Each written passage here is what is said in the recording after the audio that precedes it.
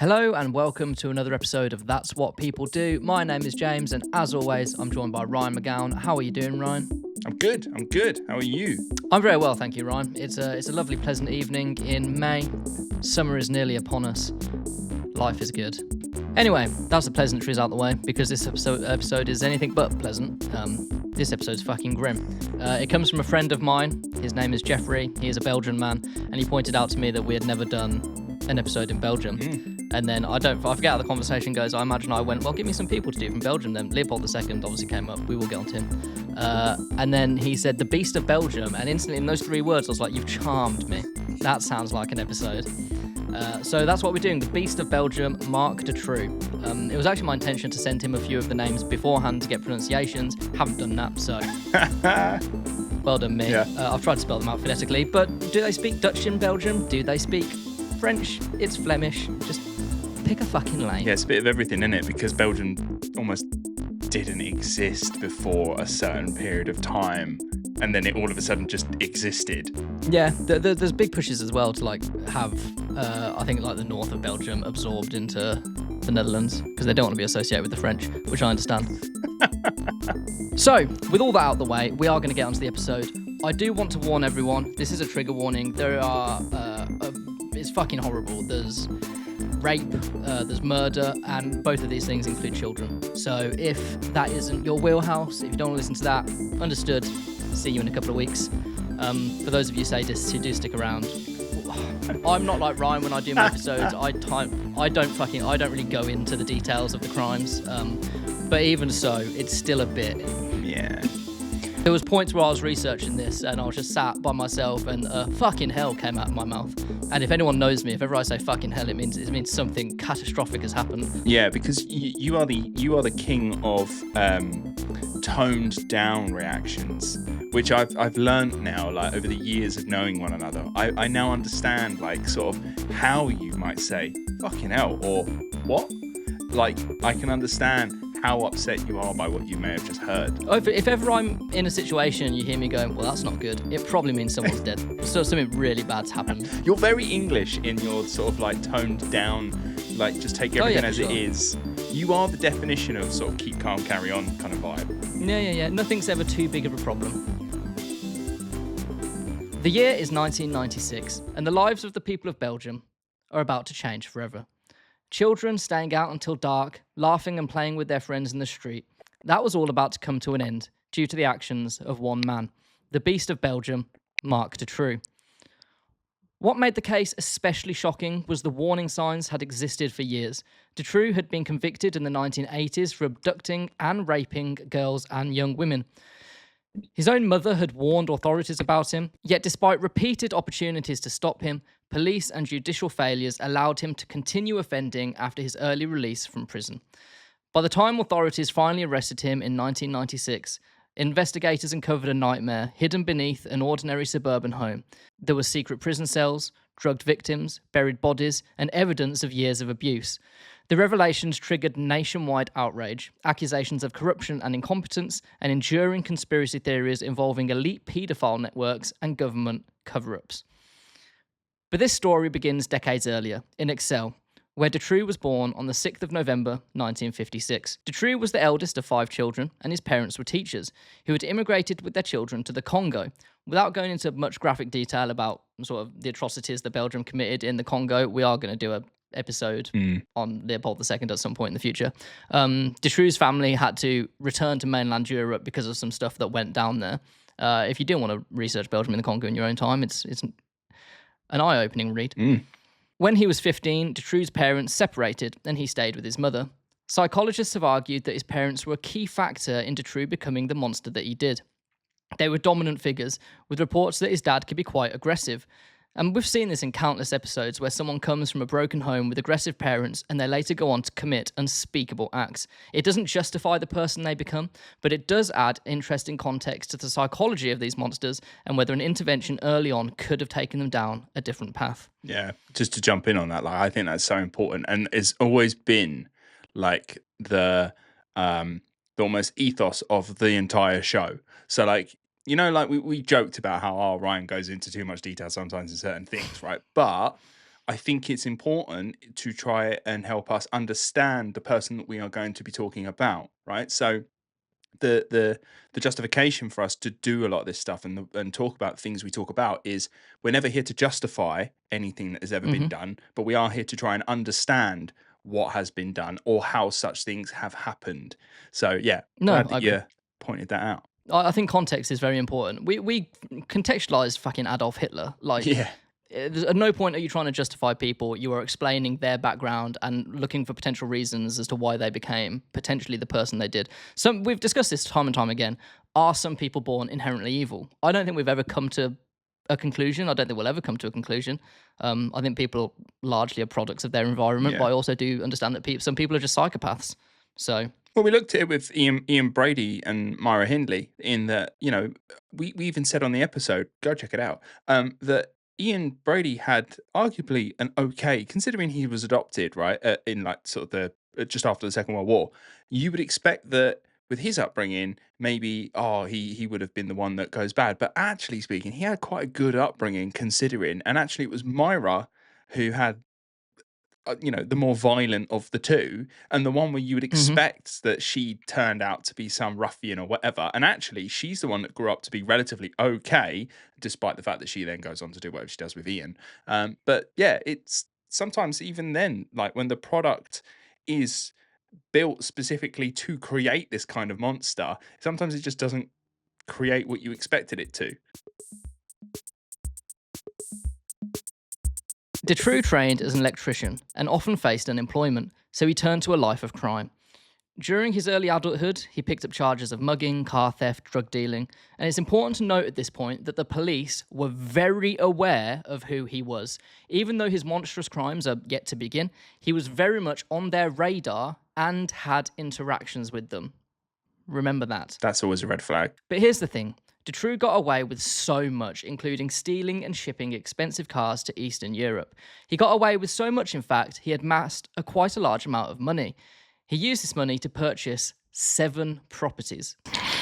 By 1983, Dutroux was married and had 2 kids.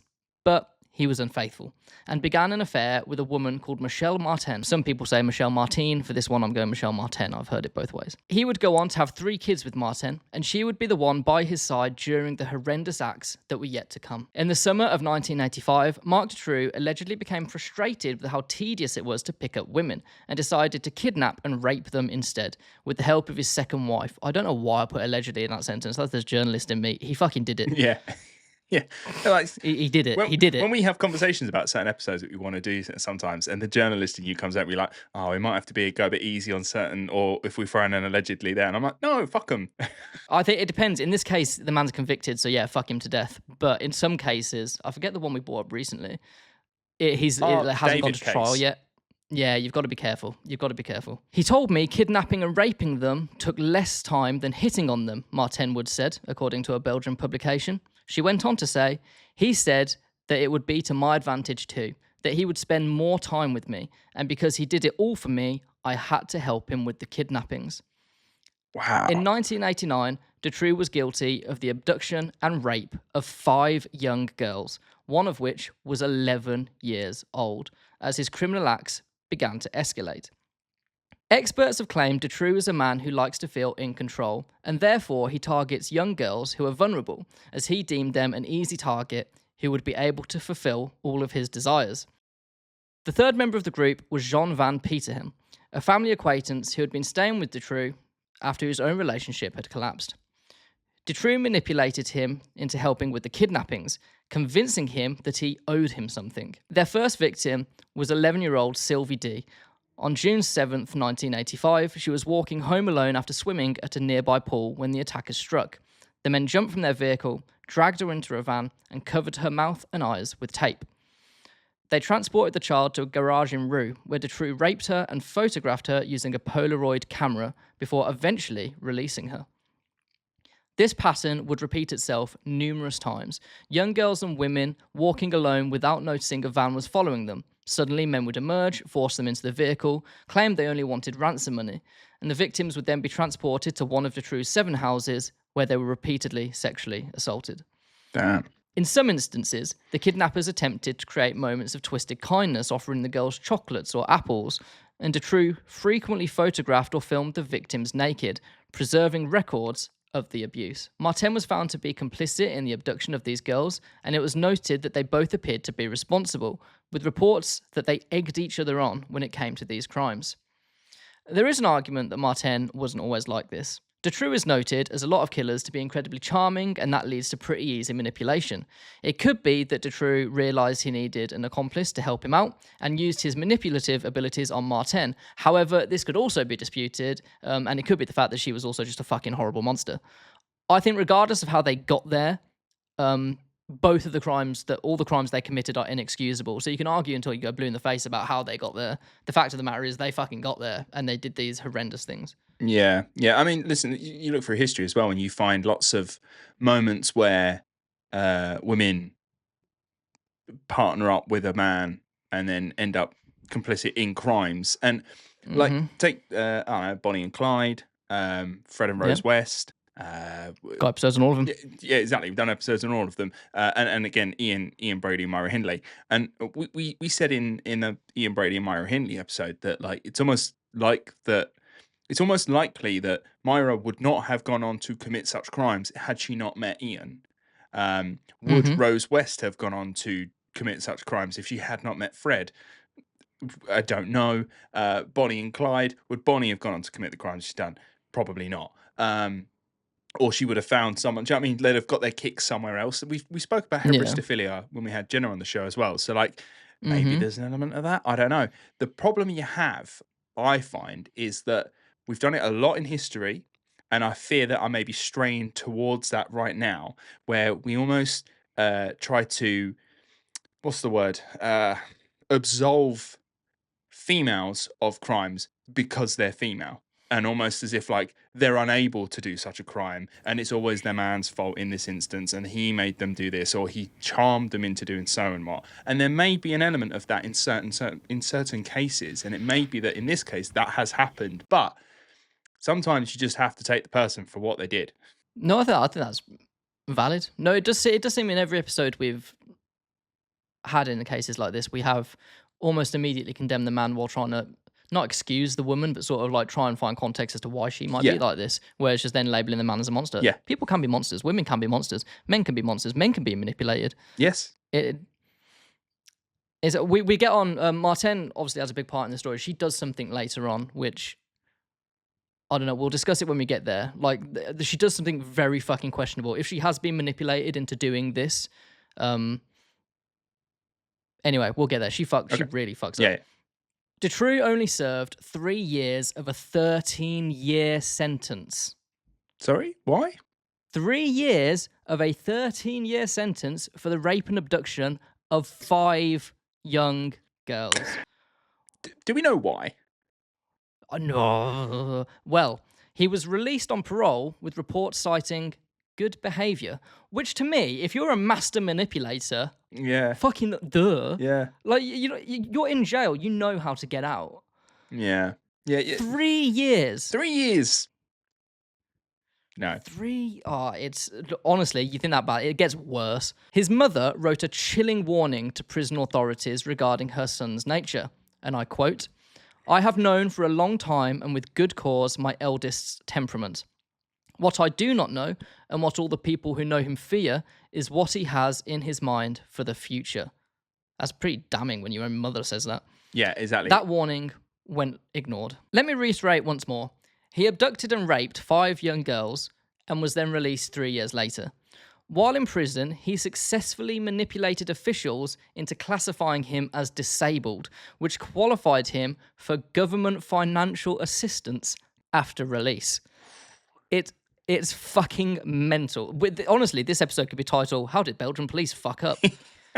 He also convinced a psychiatrist to prescribe him sleeping pills, drugs that he would then later use to sedate his victims. Really?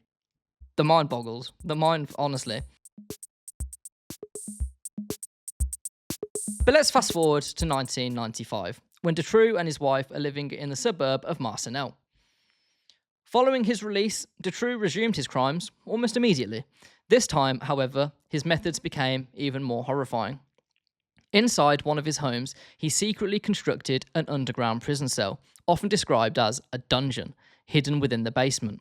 Between 1995 and 1996, he kidnapped at least 6 girls and imprisoned them there, subjecting them to prolonged sexual abuse, torture, and starvation. The dungeon was hidden behind a secret door that was covered in concrete. The dungeon was 7 foot long, 3 feet wide, and about 5 foot high, so it was tight. Yeah. At the same time, Belgium was entering a state of panic over a series of disappearances. On June 24th, 8-year-olds Julie Lejeune and Melissa Rousseau vanished near their homes in eastern Belgium. Then, on August 23rd, teenagers Anne Marchal and Effia Lambrechts disappeared while vacationing in the seaside town of Ostend. The last reported sighting of them was at a train station in Ostend around midnight. Authorities did not draw up a report and told Effia's family that the girls had probably gone out and they didn't do anything. Effia's father was then questioned about his daughter and asked whether she was on drugs or anything like that. He denied it, said that she is not part of that lifestyle at all, but that line of questioning then made him question his own daughter. Anne's father was just bluntly told that his daughter was probably out partying. The girls had, in fact, been abducted and raped by Dutroux and Martin. Alarmingly, not long after these disappearances, Dutroux's own mother reportedly contacted police and warned them that her son was holding girls captive inside one of his homes. Even with Dutroux's prior convictions, authorities failed to act decisively. The basement, still occupied by the 2 8-year-old girls that we mentioned before, was unable to be used. So instead, Anne and Effia were handcuffed to a bed in another room of the house. Anne and Effia were repeatedly raped and tortured in the house, and they both, tragically, were murdered. How and where remained somewhat unknown, and this is a big sticking point to the parents that Dutroux still hasn't told them exactly how he killed them. Signs point to them sort of being strangled to death or just suffocated in some manner. And he'll never say anything because that's his No, power. this is the last bit of power he's got. Yeah. Around this time, Dutroux was arrested. Not for any of the horrific crimes that have just been mentioned, but for another car theft. Twice in December 1995, Dutroux's home was searched by the police. They were agonisingly close to finding the secret dungeon where the 2 8-year-old girls remained, but they were left undiscovered. The police had brought a locksmith with them to search the house, and at one point he told the police that he heard screams. The officers disregarded it and said it must have been children playing outside. The screams were, in fact, from the 2 8-year-olds that were currently locked in his dungeon. That's insane. Belgian police, Matt, this is... they get it. Obviously, they got in a lot of trouble for all of this. No doubt. That's incredible. Don't worry It's just about it. oversight after oversight after oversight after oversight. This man, by the way, I want to reiterate, he's been arrested on offences of stealing a car. He has previous convictions of abducting and raping children at a time where Belgium's alert level is so high because people are disappearing. Yeah, exactly. And let's be honest, Belgium's not a very big country, right? So, come on, it's not like he can hide very well. Why are we not all fucking running around?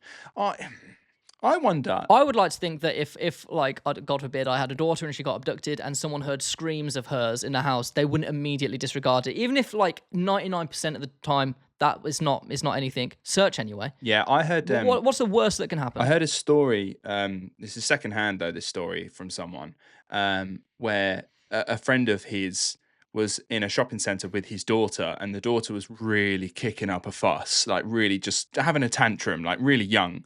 And someone had actually notified authorities, and authorities had found the person and asked about him and spoke to him. And he was they apologized once he wrapped it up and was no, it's my daughter. She's just having a paddy whack or whatever. And they were profusely apologizing. And he was no, please don't apologize. The fact that someone was questioning what was going on and actually said something gives me a lot of hope. Sure. The guy was actually quite happy about it. Better safe than sorry. Better safe than sorry. Now, listen, if we have any police officers that listen to the pod, please reach out to us because I want to know this. And listen, realistically, it's going to be UK or US, but if you're a Belgian police officer, I really want to know.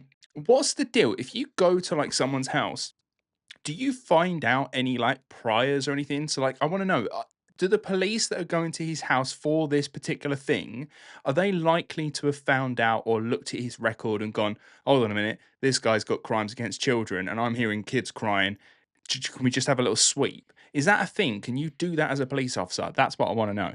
I'd like to assume yes. Well, I would as well, but like I imagine, like I'm just thinking it in my head. Two bobbies come over, knock knock. Sorry, sir, there's been a disturbance. We want to talk about this particular thing because that's the thing they're here to talk about.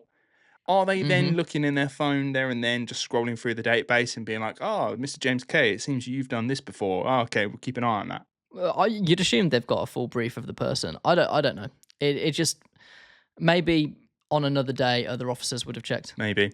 If you're an officer, but these let ones- us know. Let us know if that happens. Yeah, I'm interested. That'd be interesting. During the search, police recovered VHS tapes. One of these tapes including Dutroux documenting himself making the dungeon. For whatever reason, the authorities did not even view these tapes until much later, which came too late for Dutroux's victims. Yeah. By the time that he was released from prison in 1996, Julie Lejeune and Melissa Russo were deceased. While he was in prison, Martin did not feed the girls. They had sadly starved to death. Wait, but she knows they're in the house. Yeah, she knows they're there. So Dutroux told his wife that she needed to feed their dog. He apparently did not tell her that she also needed to feed the children. Some people defend her by saying that she was too scared of the dungeon to go in. This is the point what I was bringing up earlier when you made your mind up about her, because at this point, she's fully aware that there are two young girls trapped in that basement. Dutroux's in prison. He can't do anything. She could let them out at this point. This is her. She would get in trouble, obviously, for helping abduct these girls. But if you could then return them and then put Dutroux behind bars for life, you're probably going to get a lesser sentence. She chose not to, and they starved to death because she didn't get involved with them. I'm sorry. Again, our job is not to justify anything, but I cannot see any justification for having that thought process from her end. Like why she might have thought, "Oh, I won't do that. I won't do that." Like other than just the fact that she's down for this. I think that's definitely one theory for sure. I mean, do people genuinely think that being part of the abduction, knowing that these little girls are down there, him being arrested, and she's just shut the door and is ignoring everything? I think the leading theory that some people defend her with is that she was so scared stiff of the situation that she froze. It's obvious fight, flight, or freeze. Nah, and she bullshit. froze. Because you know what it is as well. Like, oh god, I'm aware of the territory that I'm sort of very just like casually wandering toward, right? Which is that whole, someone's in an abusive relationship and everyone always just says, "Oh, why don't you just run?" Obviously that's not the case. You can't always do that. And I don't want to veer into that territory and just say, "Oh, he's in prison, she should have just run." But like I do, and I'm sure people will understand and hopefully sympathize with me by saying this thought, that this guy is already in prison. Like you could just run rather than just live in that same house. Bear in mind, how many properties does he have? I'm sure she has access to plenty 7. of them, right? So why not just flee to another place or whatever? Like, but no, she's staying in a property that she knows there are two little girls in the basement currently dying.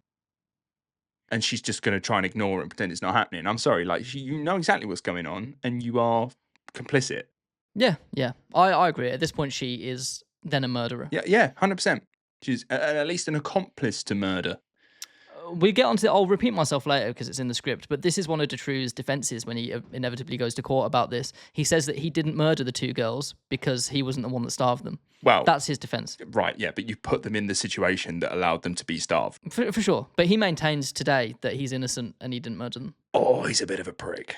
Soon after Dutroux's release from prison in 1996, he abducted more girls. On May 28th, 1996, 12-year-old Sabine Dardenne disappeared. You can't just casually be like, "Oh, I come out of prison," and they just abducted more girls. This man's not learning. He just carried on. Yeah, he immediately carried on because he's also not getting repercussions. It's like, it takes me back to our Giselle Pellico episode. Her husband got caught so many times doing fucking pictures and he just carried on. That's so infuriating. It's the script, the line that just got me. And he just abducted more girls. Yeah, of course he did. Yeah. He just carried on. It's nothing to him. It really is. Yeah. Do you know what? Actually, the way you've written that, it just really does give that emphasis that it just means nothing to him. It's just another hobby that he just needs to do. So on May 28th, 1996, 12-year-old Sabine Dardenne disappeared while riding her bicycle to school in southwestern Belgium. For the next 3 months, Dutroux tortured her.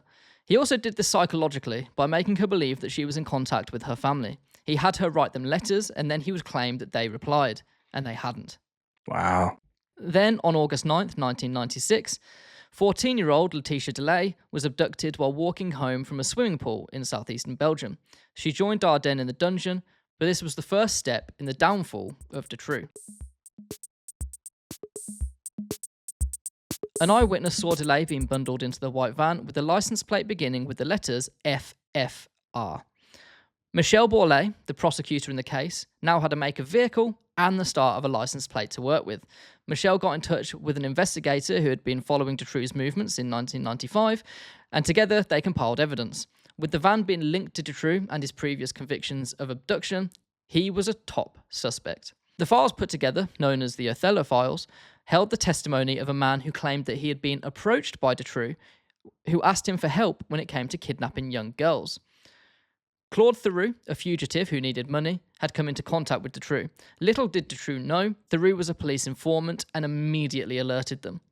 With all of this information, the team carried out a raid on Dutroux's properties.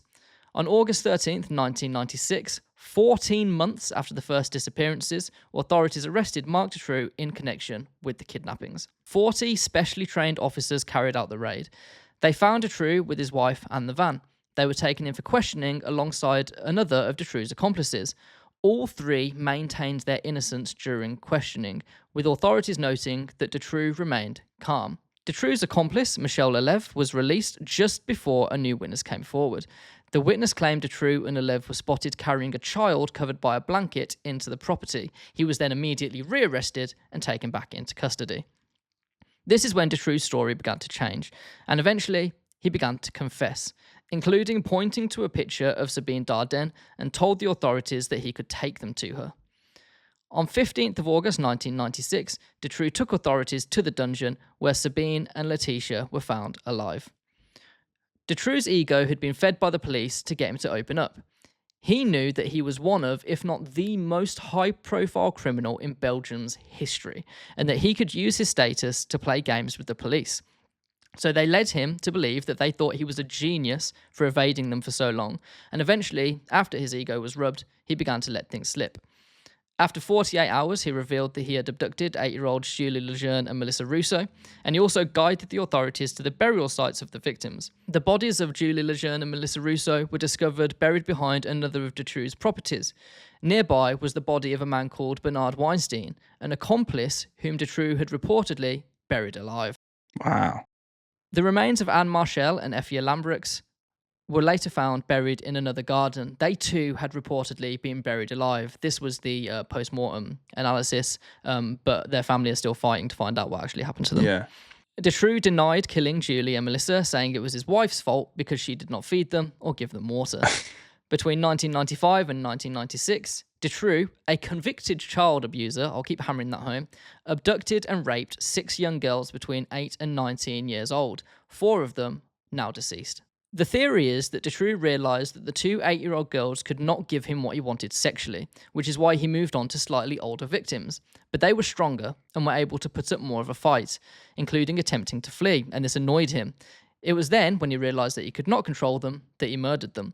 Sabine and Letitia appeared to fit the profile exactly of what he was looking for.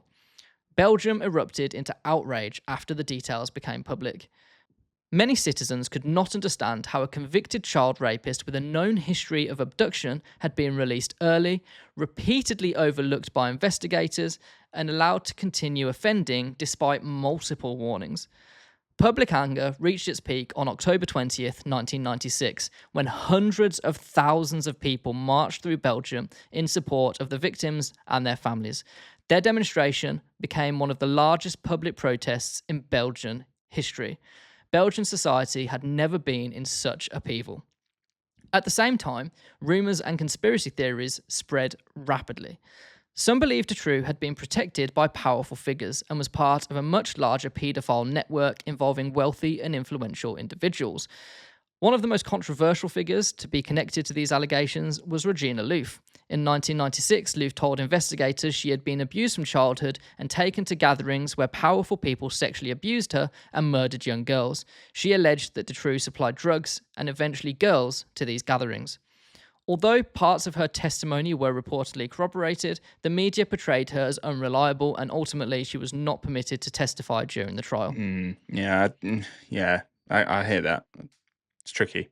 It's tough when there's no evidence. But then I find this in going back to our last episode on the Mormons. That if people's testimonies are not enough, you need hard evidence. Sometimes you need footage of someone literally raping someone for the police to do something. Yeah. Well, oftentimes as well, a witness is not enough in court, because witnesses, obviously, their memories can fail them. They may have seen something but thought something else because their brain went, I can't quite process what I've just seen, and then they change it slightly in their head without them knowing it. I is there any evidence for any of this sort of wider scale abuse network? Because it sounds a lot like there's another sort of side to this called RSA, which is ritual satanic abuse, which is Satanists basically, and there's stories from people where these Satanists quite literally will make themselves a baby so that it could then be sacrificed in these elaborate rituals where everyone gets invited over and children are offered up for abuse and lots of other awful things. I've listened to quite a few podcasts from people who say they have either been a victim of these or they've heard of someone who has been in it, and it's fanciful. It's exactly what you are as a true crime fan are sitting there being like, oh my God, this is horrific. This is all the sort of things you would come to expect from it. But there doesn't seem to be really much evidence that they actually exist. No, this is the thing. I struggle to talk about stuff like this because I'm a man who I need information, I need evidence. Otherwise, it's very difficult to have sort of a hypothetical argument. But it's really much with the Epstein files that there's claims that they're eating babies, that there's a whole network of high powerful people. And as more of it comes out, and it just happens again and again, like you do often think, is there no smoke without fire? Do you know what I mean? Like, there's got to be something fueling this. Obviously, with the Epstein files, we found out there was a lot of high-profile people doing a lot of fucked up shit. So I don't think it's too far to imagine that there are paedophile networks. They exist. I 100% believe they exist. Whether Dutroux was part of that, I don't. There's no evidence to suggest that. Right. I think he was a psychopath acting alone. To me, it does sound like that. He just seemed like a lone wolf, as alone as he could be. Obviously, he has his accomplices, but he's doing this for his own benefit. For sure, that's what I believe. But you know, whenever things like this come out, people will theorize. Yeah, people love a conspiracy theory. I was talking to someone recently who he's very big into conspiracy theories. He likes a lot of it, and we do talk about them quite a lot. And I don't get me wrong, I enjoy talking about it. I enjoy sort of hearing the thought process and sort of why someone thinks a certain thing. And I can't go with him on it. And I sort of explained to him that really and truly, and sorry if this is the way you are, like as anyone listening, if you're into this sort of stuff, I said, I think a lot of people just follow conspiracy theories because the world that we live in just doesn't seem as magical anymore. Like to have lived maybe 200 years ago where the idea that, you know, to go visit the other side of the world is something that almost no one would ever do. You might meet one person or hear about one person who knew someone who travels to the other side of the world. You think, oh God, wonder what's over on that side. What's over there? You know what I mean? Whereas now, like, almost the magic of the world has kind of died down and you can fly to the other side of the world in a day. You know, we've been to the moon. We can see all these other things. Like the magic's kind of gone. And I think people jump on conspiracy theories because it gives them a sense of like, oh, I wonder what's around. And it just, I don't know, maybe injects a bit of excitement back into life for them. I guess, obviously, we won't get into this, but there are some conspiracy theories that I think have a lot more stock in them than others. Yeah. But I also, like, as I mentioned, like, I really struggle to get my head around something that doesn't have hard evidence. I apply that to all things in life. I apply that to religion, ghosts, all of it. Like, if there's no Santa, if there's no evidence, I can't deal with it. I don't know. That frustrates people sometimes, that I'll sort of like refuse to engage in a conversation if there's no evidence. But yeah. I just don't see any value. No, I hear that. Meanwhile, 7 years had passed before Dutroux finally faced trial. Authorities argued that investigators had been distracted by the conspiracy theories and had wasted time searching for evidence of vast paedophile networks that prosecutors said they could not prove existed. Further controversy emerged when reports circulated that 20 potential witnesses connected to the case had died under mysterious circumstances. So it's this kind of stuff that people will obviously latch onto. Yeah. The failures of the Belgian authorities became impossible to ignore. On April 9th, 1997, an independent parliamentary committee released a devastating report on the investigation. The committee concluded the police handling of the case had been inhumane, inept, inefficient, and ill-equipped, which I think puts it lightly. Yeah. The scandal deepened even further in 1998 when Dutroux managed to escape from a prison bus. Although he was recaptured in the space of about 45 minutes, I think, the embarrassment was enormous because this is the most famous criminal in Belgium's history, probably. Yeah. And he escaped. He almost got away. They found him in a woods. This whole thing has just been insane, and the fact that I've never even heard of this guy. This is the thing with Belgium, isn't it? Like, you don't really hear much coming out of little old Belgium. Yeah, you got this fucking going on. Yeah. This only came to light to me because obviously a friend of mine who is Belgium told me about it. I was like, who's that? The fallout triggered resignations from Belgium's police chief, justice minister, and the interior minister. And then in July 1999, Hubert Masser, the chief prosecutor, died by suicide. This case fucked people up. Yeah. By this point, the Dutroux affair had evolved from a criminal investigation into a national crisis that exposed profound failures within Belgium's legal and policing systems. Dutroux's long-awaited trial finally began in March 2004.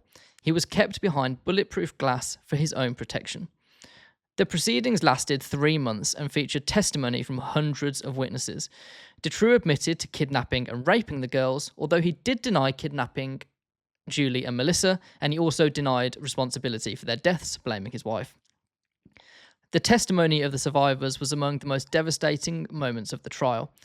Sabine Dardenne, now 21, stated that Dutroux himself had abducted her and that he was the only captor that she saw during the 80 days of her imprisonment. She testified that he alone abused her.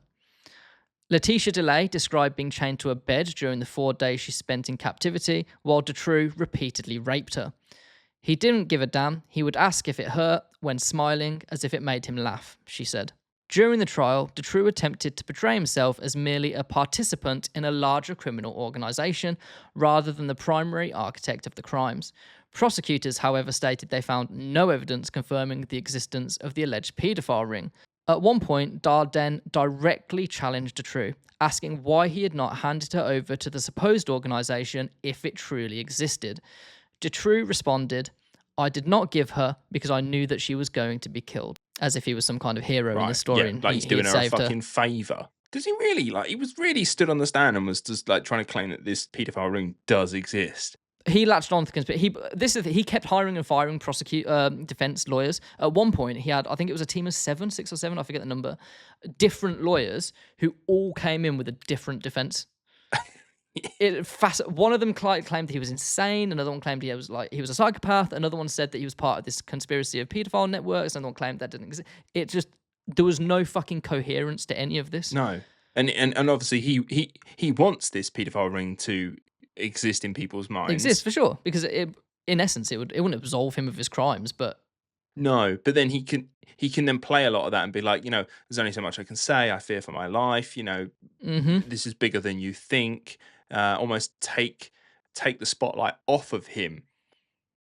Wow, what a manipulative prick. So this next story came from a journalist who was in the courtroom while the trial was going on. At one point during the trial, the aircon stopped working and it was incredibly hot. It was ruled that the trial could not continue under such heat, so someone had to come and fix the system. At this point, Dutroux knocked on the glass and began explaining how to fix it. He then said that he could be the one to fix it, but they'd need to let him out of his glass case first. Insane. That's so funny. That's a textbook psychopath move. Yeah, like I'll do it, but you got to let me out my chains. Like they were gonna go. Literally, all right. I know how to deal with this. To be honest, we can get this trial back on track. Just let me out. To be honest, based on the police's performance early doors, I would have thought they'd gone. Oh, go on, but you're not going to run away, are you? And he'll go, oh, yeah, no, of course not. Just got to nip to the van and get some Yeah. tools. I'll go to screw fix and I'll pick up them bits and I'll be right back. I promise. Wow. Yeah. Luckily, they didn't let him out. And I assume a plumber or someone fixed it. On June 17th, 2004, Marc Dutroux was convicted of rape, kidnapping, leading a child kidnapping gang. He was also found guilty of murdering Anne Marchel, Effie Lembrex, and Bernard Weinstein. He received a life sentence.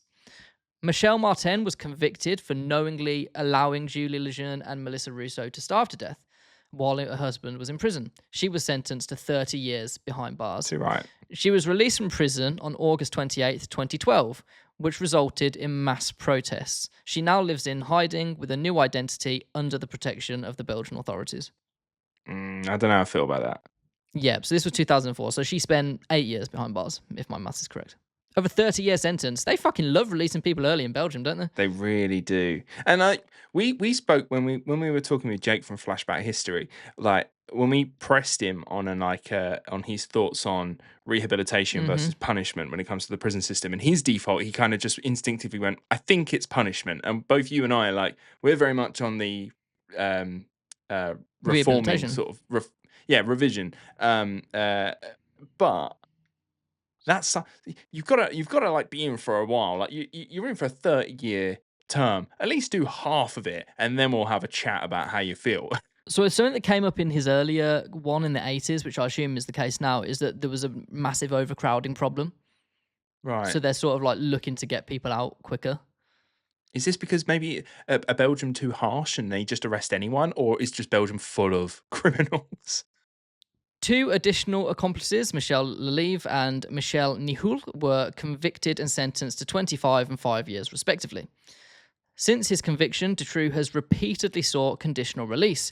Each attempt has reignited anger amongst victims' families and the Belgian public. Today, he remains imprisoned, where he continues to serve his life sentence in solitary confinement. Despite pleas from his victims and their families, he has never given an explanation for his actions, nor given a direct answer on how he murdered Effie and Anne. Some people believe that he was part of a wider network, and that some of his accomplices remain at large. Other people believe that there were a lot more victims than he was charged with, and some of them remain unknown. Regardless, Dutroux was a man convicted of the abduction of young girls, and he was released after 3 years and immediately carried on his crimes, which the authorities continued to overlook, resulting in the deaths of 4 more innocent girls. It will always be one of the biggest failures of Belgian police. Following the arrest of Marc Dutroux, a third of people with the surname Dutroux in Belgium have sought to change their name, showing how deeply the country was impacted by the crimes. Dutroux still claims his innocence, but he will never see the light of day again. People change their names. A third of the people with Dutroux as a surname changed their names. That's incredible. Well, because listen, people who are family members, you hear that all the time. Like family members of criminals change their names because they don't want an association.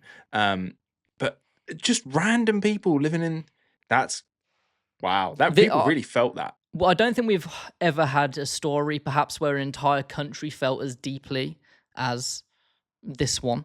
This one seemed to really reverberate around obviously we've done like the Yorkshire Ripper, Fred and Rose. We've had stories that really deeply impact people, but this one really seemed to ignite the country with mass protests.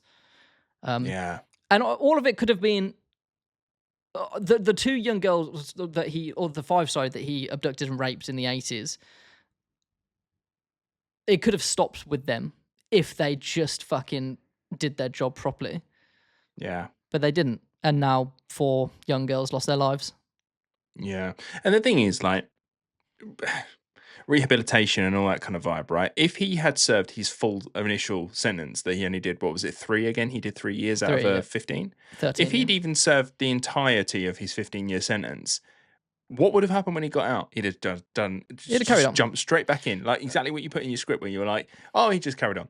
He would have carried on. This is a man who just cannot stop doing what he's doing. And this is a guy who should be behind bars for the rest of his fucking life. Absolutely. I think when it comes to rehabilitation and punishment, I think it has to be contextual. In this case, yeah, I'm sure there are many people, I assume a lot of people in Belgium, who would argue that this case warrants the death penalty. And it would be really difficult to deny them that. Yeah. Yeah. Yeah, As you know, I'm against capital punishment, but in there are certain instances where you're like, I'm really can't argue against this one. the thing is, like, it obviously draws out a primal anger in people, and that's fine, that's valid. I Do you then use that to then go and, as a state, go and kill another person as a punishment? Yeah, probably not. And so, I think really and truly, capital punishment, good that it's not around. This guy should rot in prison for the I rest of think his life. yeah, you've hit the nail on the head. It's a slippery slope because he would then have more victims if people were then wrongly convicted and then died as a result of Marc Dutroux saying a precedent. He's now got more victims. You know what I mean? It's wrong. Yeah, he turns 70 this year, and he will never taste freedom. Fingers crossed, because Oh, it's happened before. even if they did, even if they had the balls to release him, he's dead on day one. There's no way someone doesn't just kill him. That's why he's in solitary confinement. It's a miracle that he survived prison. Yeah, good point. Good point. Because we know that people in prison. Ian Huntley recently got murdered in prison. That's the thing. There's criminal justice, isn't there? People, you can murder, you can steal, they'll be all right with you. You can do drugs, but the second you involve children, and even like any sexual cases, really, they'll come Yeah, for you. they will. They will. And if I'm honest, come on, Belgian prisoners. He's in solitary. I don't think they can get to him without looking into it. I just read that he's in solitary confinement. So if anyone's going to get to him, it'll be the prison guards. I hope one day he just fucking chokes in his dinner and dies. Ironically, it does feel like he's in his own dungeon now, Yes. and he spent a long time in there, and I think that's fitting. Mm, yeah. Wow. What a fascinating story. Yeah, there you go. That's our first journey into Belgium, and what a fucking journey it was. We've learned today that Belgian police are shit. There, they were not very good.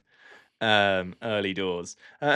However, saying that, my time in Belgium, Bruges is a fucking lovely place. Like, I would highly recommend that to everyone. Stunning. Really, it's a very medieval country in certain parts. I would go. Don't let this stop you. He's behind bars. Go and visit. Yeah. He's not gonna get you. The Beast of Belgium. What is it, man? Like, they love that neck of the woods. We had the Beast of the Jersey Beast. The Remember the Jersey Jersey Beast. Beast? Yeah. God, man, they love a beast over that way. Damn, man, thank you for that. I appreciate. Do you know what? It met my expectations. Yeah. No, I don't know whether to say I'm glad. I don't know what to say. Okay, that's my response. Yeah, yeah, man. What a fascinating story. And also quite dark for you. Like, that's probably the darkest. This was episode a I think you've request. I ever wouldn't done. have done this on my own accord. No, you wouldn't. No, you wouldn't. Because we've had chats where I've been like, "What about if you talk about football? Because that's like your thing." Like, and I'm like, when you message me, you're like, "I'm going to do the Beast of Belgium." I'm like, okay. I usually do the light-hearted things, or the more like historical things, or the Nazis for some reason. That seems to be my wheelhouse.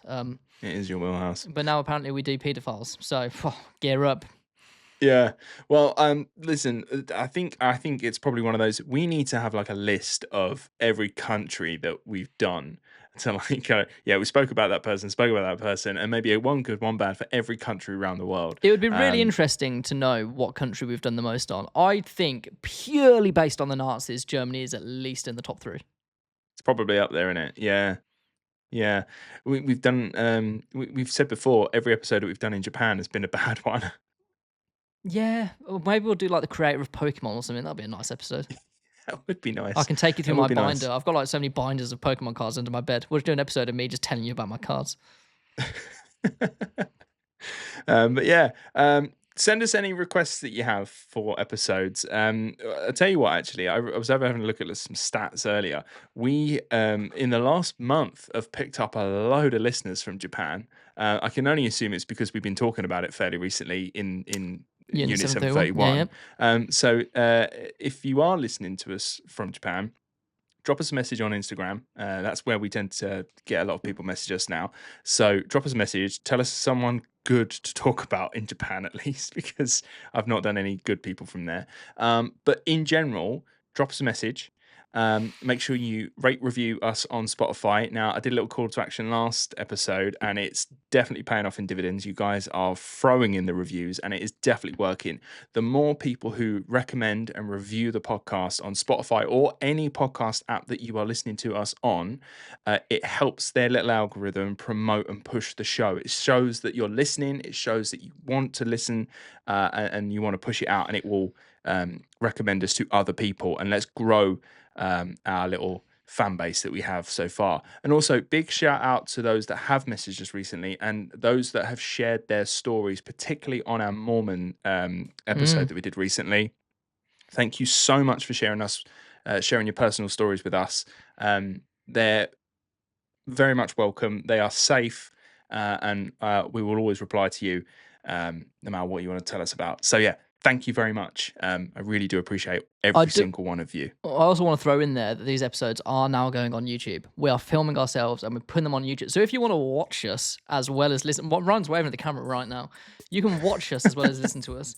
I have a theory. I think that the recordings will ultimately be essentially exactly the same, but maybe there'll be a few slight differences. So maybe watch both twice.